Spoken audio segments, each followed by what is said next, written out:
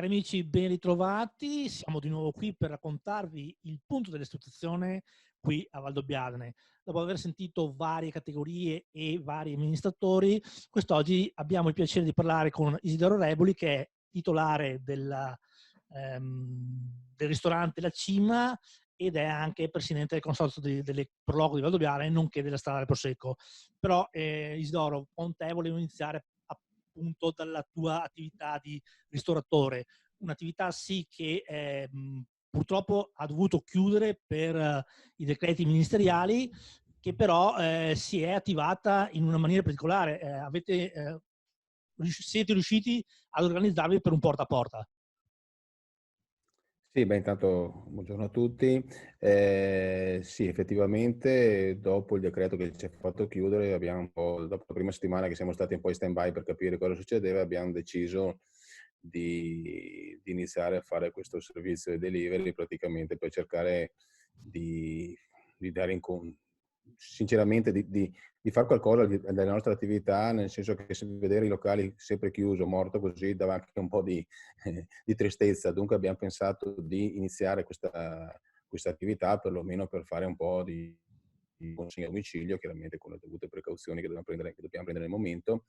E diciamo che questo è se dal punto di vista economico sicuramente non è una cosa che può aiutare più di tanto, ma sicuramente è una cosa che dal punto di vista mentale aiuta molto, perché alla fine riesci un po' a tenere la testa occupata sul lavoro e non pensare magari a cosa succederà o dove andremo a finire. E poi può essere eventualmente anche uno stimolo per il futuro, insomma. Isidoro, non vogliamo entrare nei particolari. Qual è stata la vastità, la quantità di perdita come percentuale di lavoro per un'attività come la vostra, nonostante ci sia questo servizio, insomma? Beh, posso parlare al 100%. Cioè, questo servizio non riesce a sopperire né l'1%, diciamo, è veramente una cosa, proprio un palliativo, solo per farci conoscere in qualche maniera da chi non ci conosce, per sentirci attivi, ma non che dal punto di vista economico questo possa portare un risultato tangibile al momento. Probabilmente se sei strutturato in maniera diversa o se vivi in in territori diversi, o probabilmente, non so, immagino i colleghi che fanno pizze sicuramente hanno avuto un vantaggio in questo, nel senso che han probabilmente salvato un po' della loro attività. E Il quindi ristorante è già più complicato. è un modo per esservi sentiti, diciamo, utili per i vostri concittadini, insomma.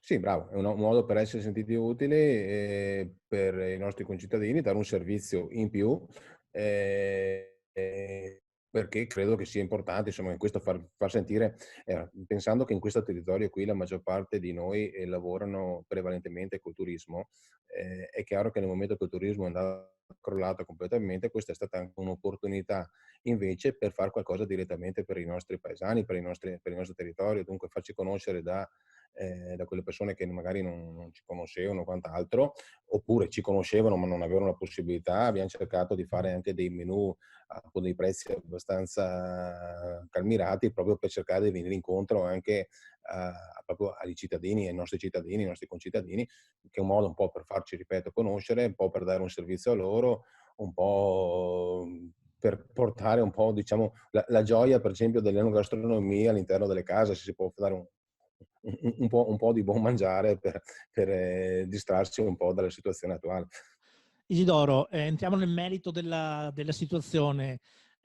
Come commerciante, come persona, non so se vi sentite magari tra di voi commercianti o con i rappresentanti di categoria, cosa vorreste chiedere o comunque cosa si sta valutando di fare? Beh, allora guarda, sì, mi sono sentito con qualche collega, sì, ci siamo parlati un po' un pourparlers un attimino per capire, soprattutto siamo tutti quanti abbastanza spaventati da cosa può succedere, nel senso che in questo momento probabilmente la cosa più importante per noi, una volta che siamo sicuri che la sicurezza sanitaria è a posto, è chiaro che è ripartire.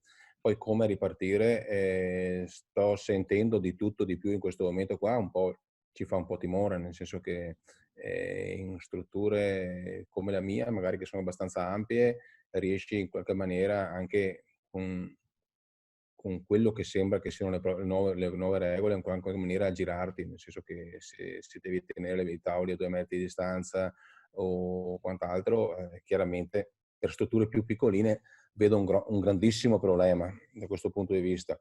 E poi chiediamo che nel momento che si deve ripartire, cercare un attimino che non si trasformino i ristoranti in ospedali, perché alla fine questo si sente parlare in questo momento qua. Questi sono pur parlé, di conseguenza non c'è niente di ufficiale, sono illazioni fondamentalmente, non è che posso dire, però non vorrei mai che ci trovassimo veramente a trasformare dei ristoranti in dei posti dove non c'è più il piacere di stare in compagnia o stare assieme, ma è più che altro un discorso asettico. Questo E, probabilmente non credo che la gente voglia questo.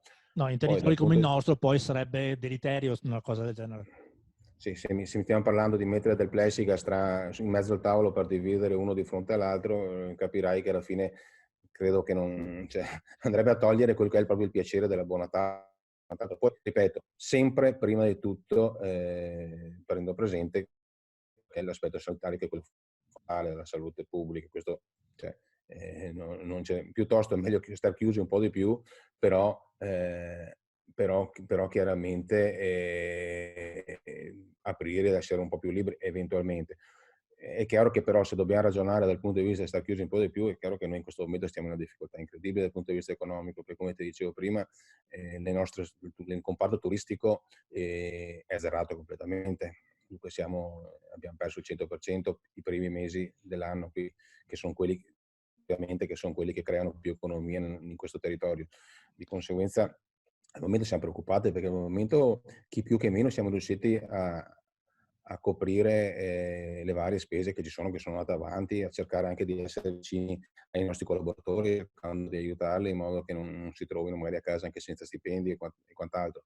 È chiaro che nel momento che dovesse continuare in questa maniera qui, già il mese prossimo la vedo molto dura per tantissimi riuscire a far fede ai vari impegni che ci sono economici. Di conseguenza è chiaro che ci aspettiamo un aiuto un po' più concreto che non quello che si parla attualmente, perché effettivamente il fatto di avere la possibilità sì di accedere a dei finanziamenti, che però sono dei finanziamenti, devo fare dei debiti per pagare una cosa che non ho creato io, che è una cosa che è caduta così, mi sembra un po' assurdo. Cioè, il fatto magari di riuscire a lasciarci respirare, per esempio per tutto il 2020, da un certo punto di altre incombenze, però tu sai benissimo che sono le bollette delle immondizie, della luce, dell'acqua continuano ad arrivare, non è che non arrivino. È chiaro che dal punto di vista dei prodotti non ne abbiamo comprati, dunque ci siamo un po' limitati, però i prodotti che avevamo preso prima per cominciare, tanta roba è già stata buttata via. Noi vuol dire che sono stati proprio buttati nell'immondizia vero e proprio, qualche migliaia di euro solo di materiale che era in casa, perché chiaramente quando tu ti devi preparare per andare avanti un mese di marzo, per esempio, che era un mese notoriamente molto importante per noi, è chiaro che tu hai fatto delle scorte e quant'altro, e queste qua, che sono scorte che fai perché fai delle economie di Ricordiamo scala, ai è normale che sia telespettatori così. che a Valdobbiadene nel mese di marzo c'è la festa del patrono e poi c'erano tutte le varie mostre del Prosecco che dovevano aprire, quindi questa era una nota che era dovuta per far capire il tuo discorso. Sì, sì, chiaramente la nota cosa vuol dire? Cioè, le mostre del Prosecco di Conegliano Valdobbiadene che ci sono in questo territorio, prima del Prosecco, per esempio, cosa portavano?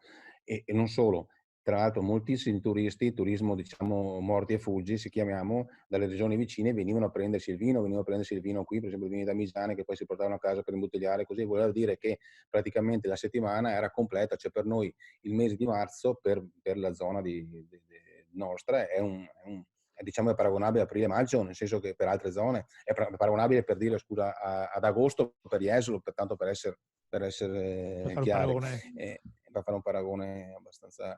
Di Isidoro, conseguenza è chiaro che. Dimmi. Isidoro, tu sei anche, giustamente lo ricordiamo, presidente della Strada del Prosecco e del consorzio delle prologo di Valdobbiadene. Una cosa che ci lega nel senso di promozione del territorio. L'anello delle mostre è stato annullato, le proloco non possono lavorare. Quali sono nei due campi le iniziative che si stanno valutando per una futura riapertura nei limiti? Allora guarda, vari cartelli tipo quello della Primavera del Prosecco Superiore e altre cose ci siamo incontrati molte volte in questo ultimo periodo. A malincuore chiaramente abbiamo dovuto annullare, cancellare certe situazioni. A livello di manifestazioni, devo essere sincero, probabilmente c'è la volontà di, diciamo, di quasi cancellare tutte le manifestazioni che ci sono, almeno fino a estate inoltrata, proprio perché il rischio in questo momento di assemblamento così potrebbe essere un rischio dal punto di vista di salute molto importante. Ho trovato all'interno delle Proloco, all'interno del mondo del volontariato, del mondo dell'associazionismo, ho trovato molto, come si dice, molta volontà di aiutare il territorio appena si inizia. Di conseguenza anche le mostre, anche le Proloco che normalmente per esempio fanno tipo sagre o quant'altro, dicono sì, è giusto fare qualcosa se capita di fare qualcosa, ma è meglio che più che altro ci concentriamo e ci colleghiamo col tessuto economico, turistico del territorio, magari organizzando, che ne so, delle passeggiate sul territorio, perché poi dopo vanno a mangiare vanno a bere sulle cantine, sui ristoranti, sui bed and breakfast, sugli agriturismi e quant'altro, nel senso che c'è stata una volontà appunto di non lasciare di non prendere in questo mano, di non essere tra virgolette delle come sai che sono state anche delle polemiche una volta Sì, per quello che degli faceva la Proloco. Io approfittatori facendo per sì, voler sostituirsi ai ristoratori ecco, cioè di concorrenza. Io ho di fatto concorrenza, 21 anni esatto. io ho fatto 21 anni presidente di Proloco, di conseguenza non ho mai creduto a questo, nel senso che credo che ci sia spazio per tutti quanti nel momento che le cose sono normali. In questo momento qua, che le cose sono un po' più difficoltose, è chiaro che il mondo volontariato ha detto no, cerchiamo di stare più vicino al nostro comparto economico, cerchiamo di fare delle manifestazioni non diciamo strettamente di somministrazione o quant'altro, ma di essere di propedeutiche per portare eventualmente delle persone all'interno dei locali. E in più si sta lavorando molto sui web o quant'altro per fare delle cose emozionali da poter far conoscere, continuare a fare promozione, diciamo, del territorio e far capire che noi ci siamo, continueremo a starci, aspettiamo il momento di ripartire con entusiasmo per poter il territorio tutto quanto mettersi a disposizione dei turisti che dovranno venire, insomma. Isidoro, noi ti ringraziamo di questo piccolo intervento che hai voluto darci sia come rappresentante ristoratore, come Strada del Prosecco che come Consorzio Proloco. Ti lascio gli ultimi minuti per fare un augurio, un messaggio ai tuoi concittadini di Valdobbiadene, ai nostri concittadini di Valdobbiadene e ai telespettatori.